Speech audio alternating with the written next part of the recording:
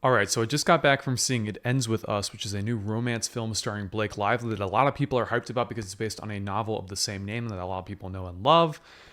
Um, yeah, we're going to talk about this one because it is a interesting movie to say the least. Now, I'm very unfamiliar with the book right off the bat. Now, I know it's very popular. I know Colleen Hoover wrote it, and she's a very prolific writer in the romance genre, but I've never really sat down and explored her work as a reader myself, and I don't really have anyone that I know who has really kind of read those books themselves. So I basically just went in with no expectations whatsoever.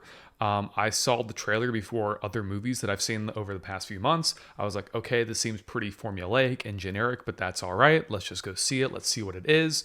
And yeah, it's pretty much what I expected, which is not great. Blake Lively is well cast, and I think she's the greatest thing about this and the thing that holds this film together. Performance is very charismatic and likable, even if her character really isn't well developed or very interesting. And she does a great job with what she's given. And I think that it's very easy to say that, oh, it's just because she's a very big star power and she knows how to kind of work the audience to like her in that way. I think it's that her performance here is actually pretty solid. I think that, the characters mentioned might not be the best written thing, might not be the best executed thing, but she kind of just comes in to her own and gives it her best effort. And I think you have to applaud that because she could have just hammed it in, kind of phoned it in. But no, she genuinely cares about this performance, and it's easy to see here. And it's pretty fun to see, honestly. Jenny Slate shows up in a supporting role, and she's also one of the best things about this film. I love Jenny Slate. I think she's a very talented comedic actress. And it's not really often that you get to see her in a film like this where she really can just let loose and have fun and also show a dramatic side when she needs to. And she definitely does that here. She has some appearances and scenes that are very memorable, and she leaves a lasting impact long after the credits roll. If there's one character I really felt for and empathized with in this film, it was her character by far. The film's plot just completely lost me. Again, I haven't read the book. I don't know if it follows it closely or not, but I just say that the centralized romance really just does not work for me and is not believable for me. And the pacing is all over the place. And it's really hard, I know, to take a novel, a full-length novel, and kind of trim it down into 2 hours. I understand you lose a lot of character nuance, internal monologue that really builds up the idea of the character in the reader's minds. You don't really have that with a film like this, and I recognize that and understand that.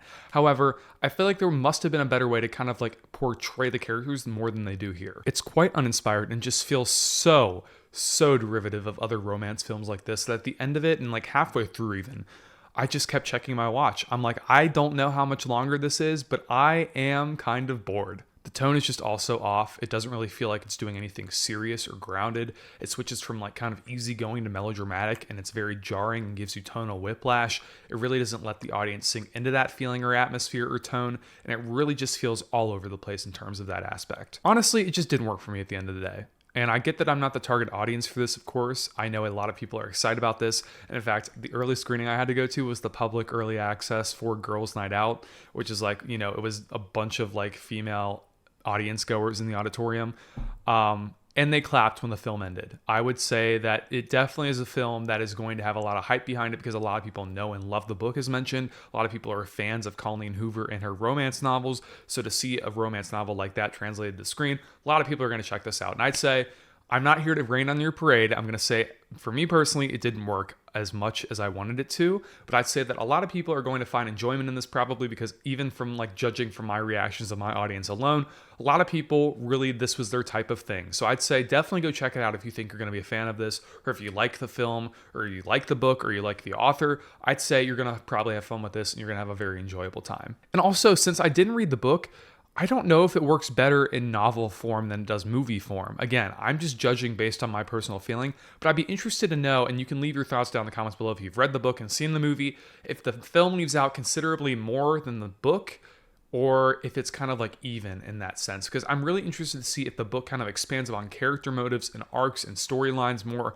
than the film can do in its 2-hour runtime. Anyways, interesting movie, but very forgettable and largely generic nonetheless. That's why I'm giving It Ends With Us a 43 out of 100. It Ends With Us is in theaters everywhere this Friday, August 9th. Thank you guys so much for watching this review. As always, be sure to click that follow button, subscribe button, like the video, and turn on push notifications to be notified whenever new videos drop on my channel. That being said, until next time, this is Mitchell signing off. Peace out.